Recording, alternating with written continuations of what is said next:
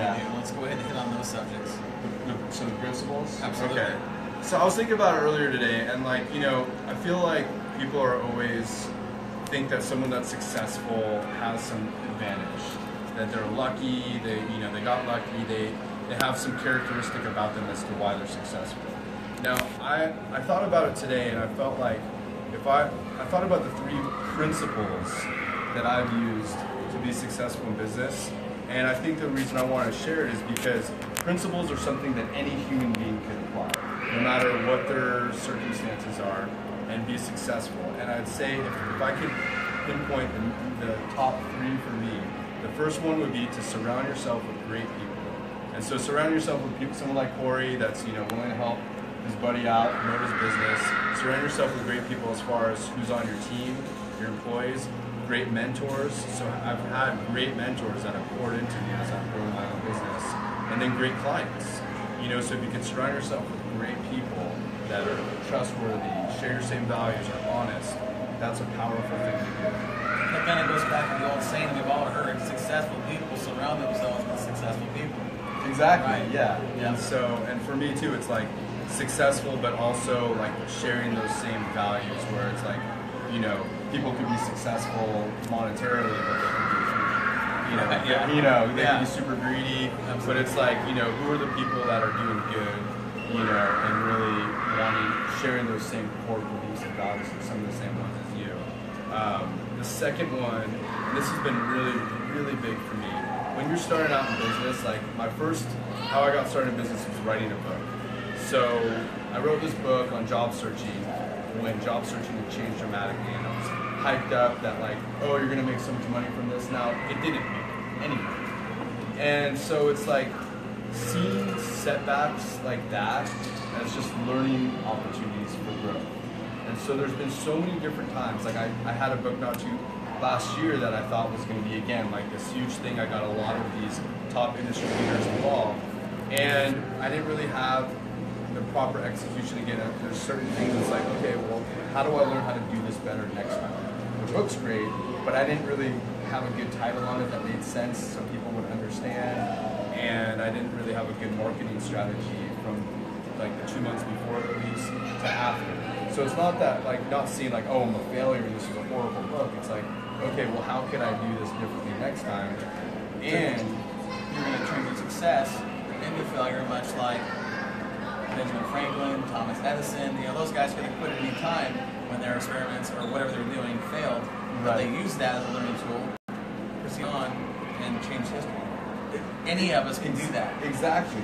Or like even, so more recently I was asked by the lady, she wrote Cracking the LinkedIn Code. She lives in Canada. She was the #1 best-selling LinkedIn author. I think it was like Forbes or something, top 10 books, business books of 2014. Me and her were going to do this whole like Pacific Northwest tour.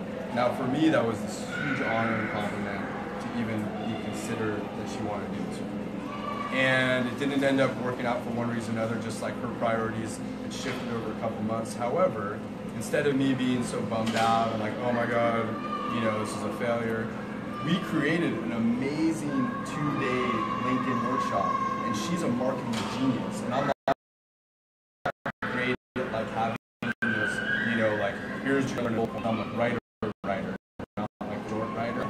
She put together a badass thing for me and her. So it's like now I have that 2-part thing for me to now do the workshops, which I am, and I just didn't want to change where I use that. So it's like looking, how is this experience, how could it propel me forward?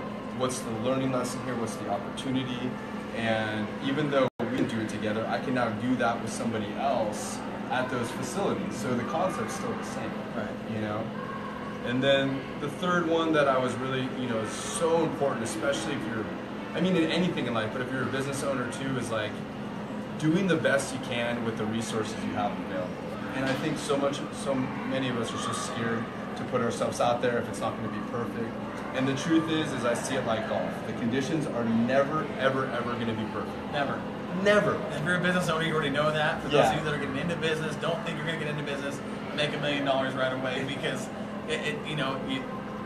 there's so much you don't take into consideration when you start a new business. Right. You've got your basic plan, and then from there you have to expand and grow. I know a lot of people that have started businesses, and like common trend within 2 years, those businesses are dead because they overprice themselves. They spend too much money trying to advertise, not knowing what they're doing. Right. You know what I mean? Yeah. So you can't advertise $1,000 with advertising with a $100 budget. Right. You've got to be smart on how you do Right. it. And so many people come in with their new business and overspend and kill themselves. Exactly, and they're not.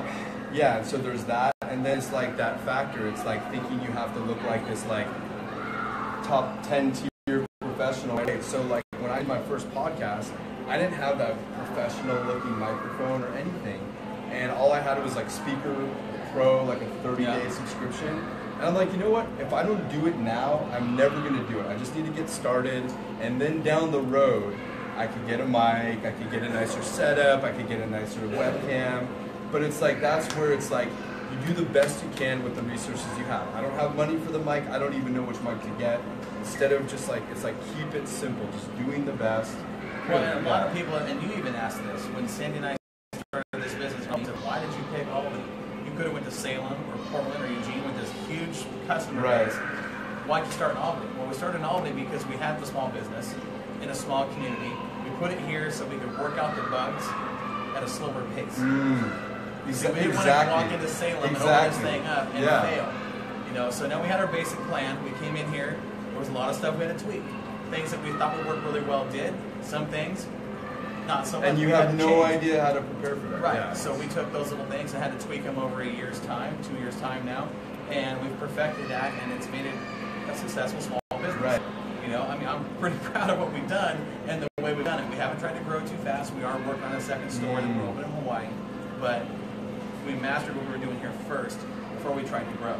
And that's a great point too. I think people forget that a lot of businesses go out of business because they grow too fast and they don't know how to handle it. Right. And everyone always thinks that that's. And that's kind of going back to your third principle, not doing too much with too little.